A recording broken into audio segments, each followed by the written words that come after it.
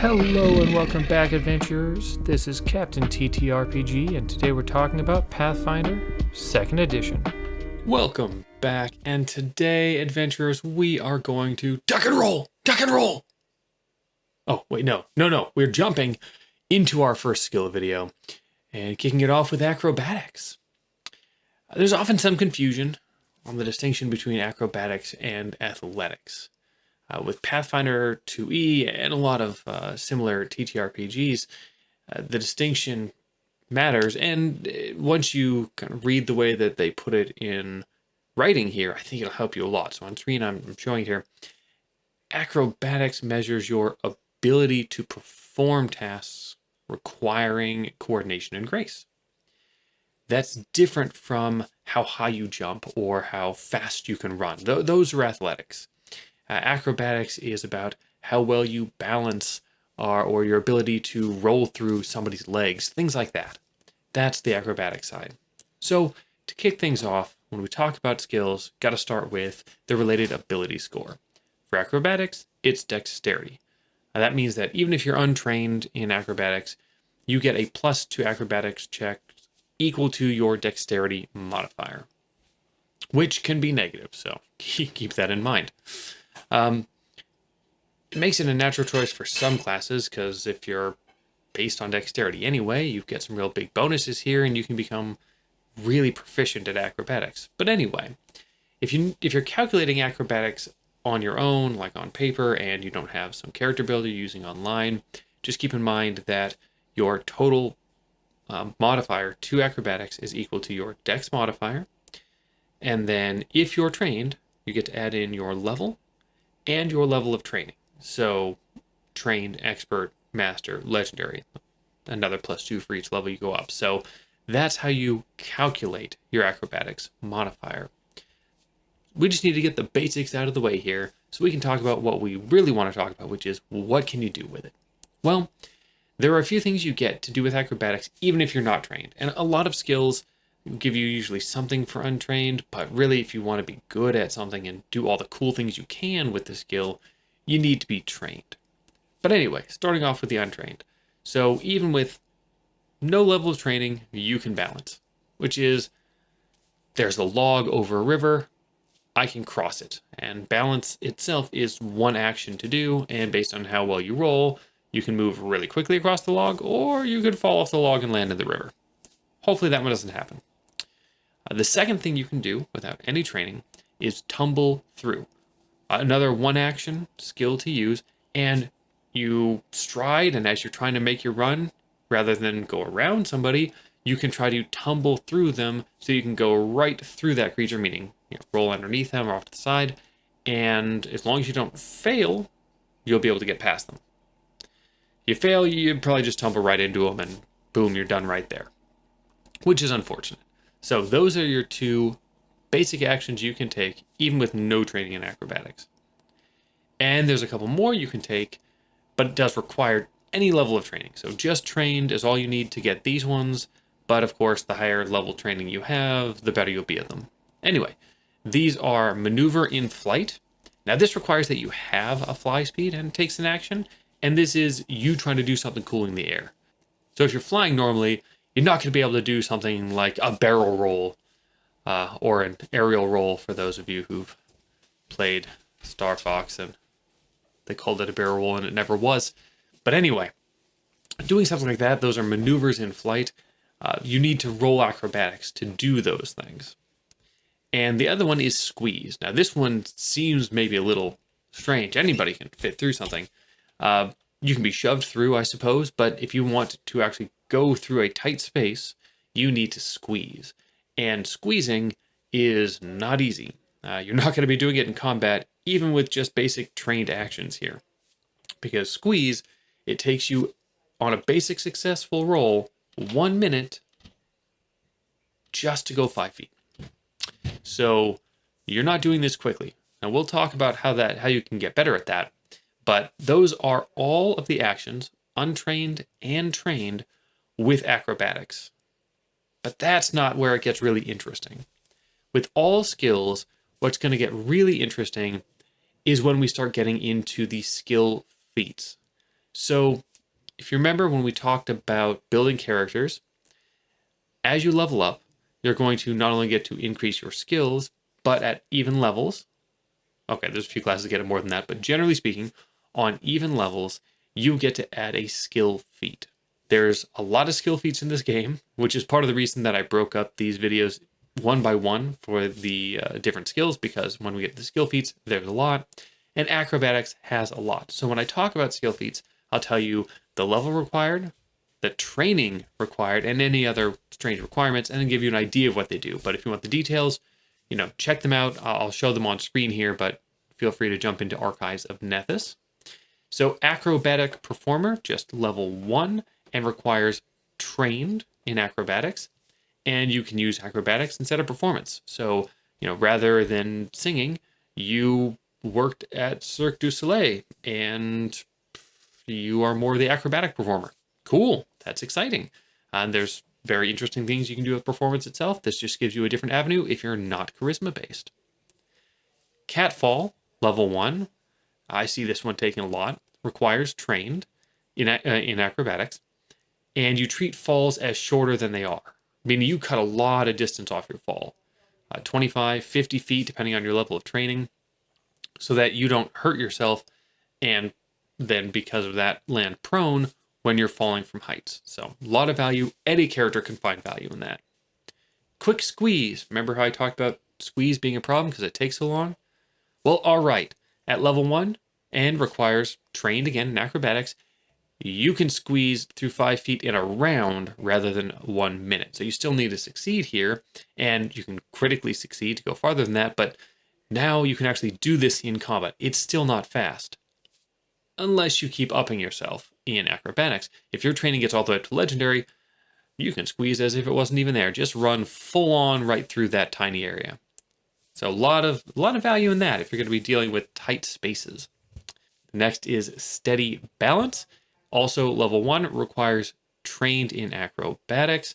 You get better results while balancing, and you can use acrobatics to grab an edge. Normally, that's a reflex save, and now you can just use acrobatics, which, if you're training yourself in acrobatics, is probably going to be higher than your reflex save.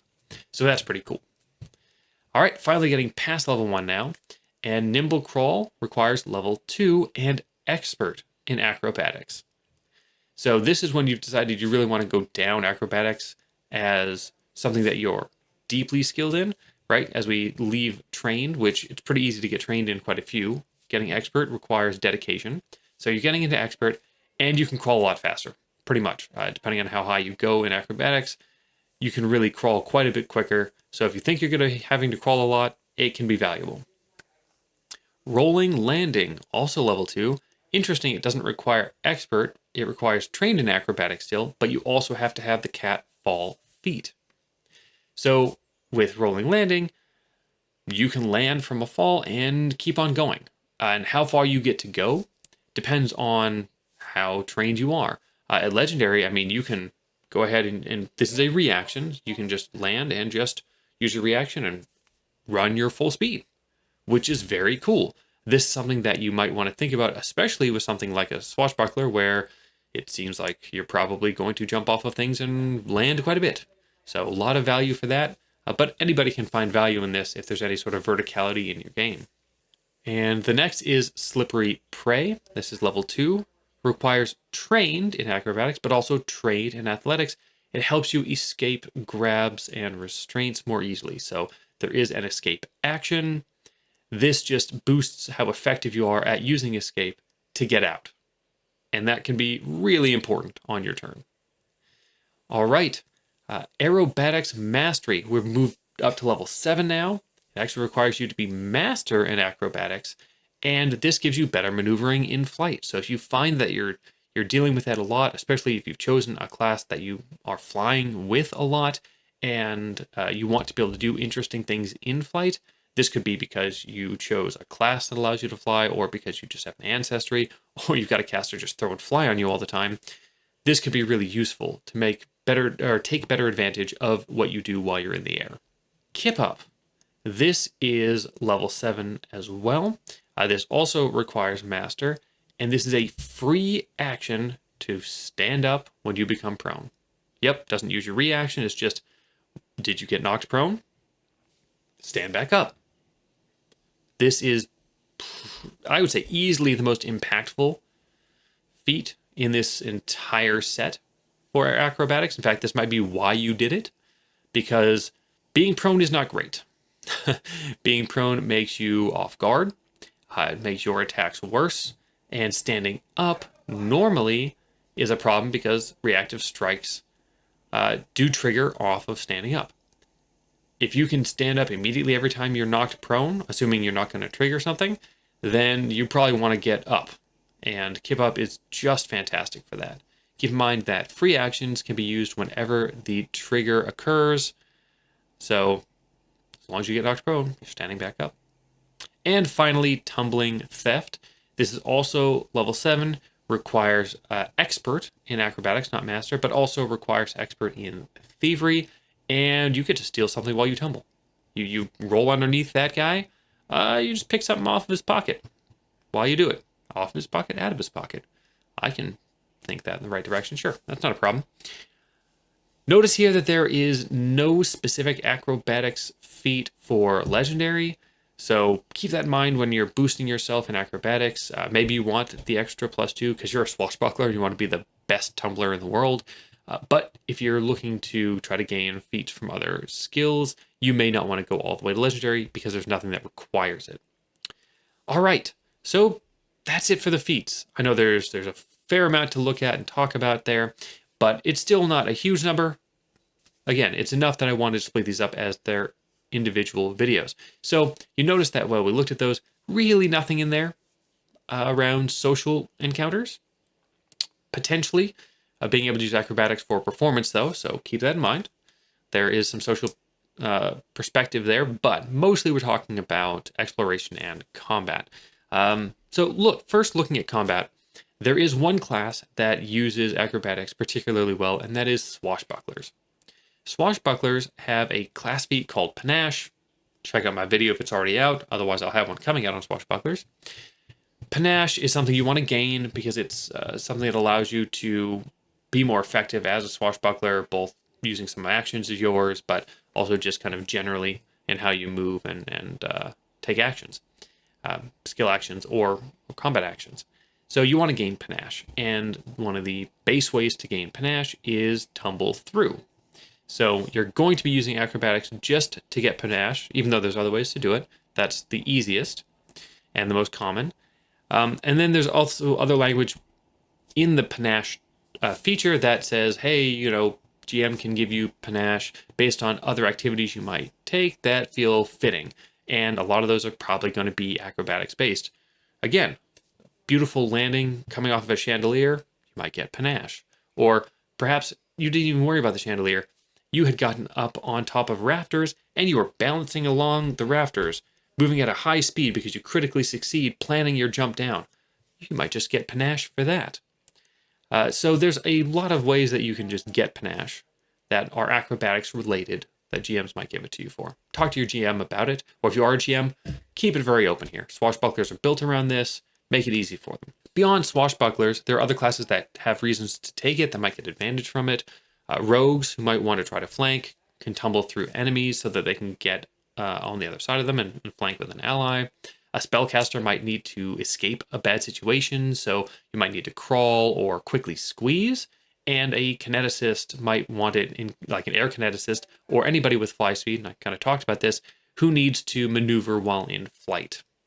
So good uses, but nothing else tied to it quite the same way that we see with swashbucklers. There are other feats, class feats, that utilize acrobatics, but this is specific to skill feats and class features themselves.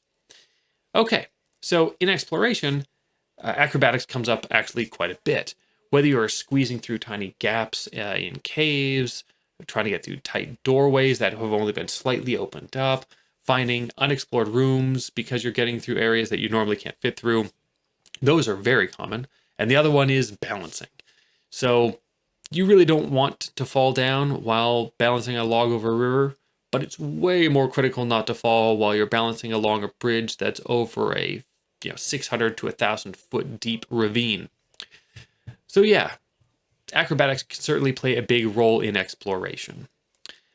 That's with kind of the defined ways of using acrobatics, though, and I've talked about this a little bit here and there, but there's going to be a lot of situations that come up where your players want to do something or you want to do something as a player that isn't specifically listed, and it feels like an acrobatics type activity. That's great, and we should be able to handle those. So on screen right now, I've got a list of standard DCs or difficulty classes for activities, actions you're trying to take.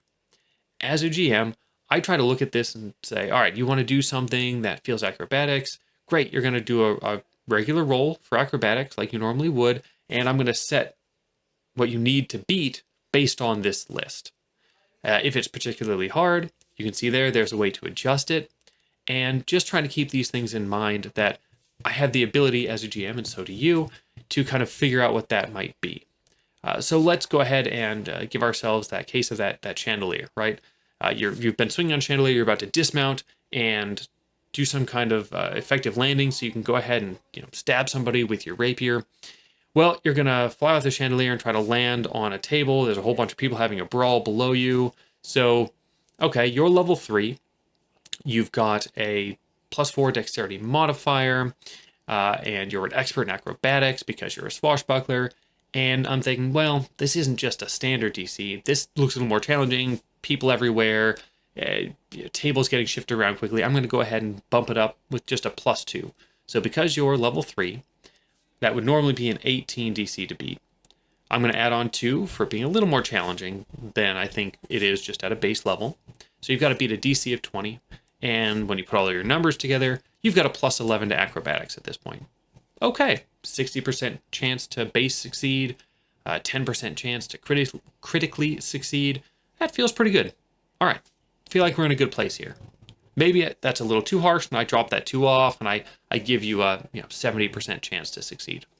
Depends on how I feel, but this is the way that we can kind of set DCs, even if it's something that we don't have clear language on. And I think the more that you play with setting DCs, the more you'll feel out what's right for your players and what you want to see have a better success or less. And then there's the other side of that, which is don't feel scared to make a DC ridiculously high if it's something that's just, sure, there's a chance, but I mean, really low chance. It's okay. Make it so that it takes some crazy roll in order to even succeed. Like, oh, they're going to need a 19 to succeed on this. That's okay if it's something just really extreme. And it's also okay if it's just not possible. If they want to turn into a little ball and roll up the side of a mountain, no, that I'm sure rolling in a ball somewhere might be an acrobatics check, but you're not going to roll up the side of a mountain. I'm sorry. So no is okay, but generally speaking, players come up with things that at least sound vaguely reasonable. Don't be scared to play with the DC. Give them a chance, but make it challenging. I hope this has been helpful and that it makes you excited to either use or encourage your players to use acrobatics in play. Look for the rest of my skill videos coming out. I believe next is Arcana. And with that, have a great day. And as always, adventure on.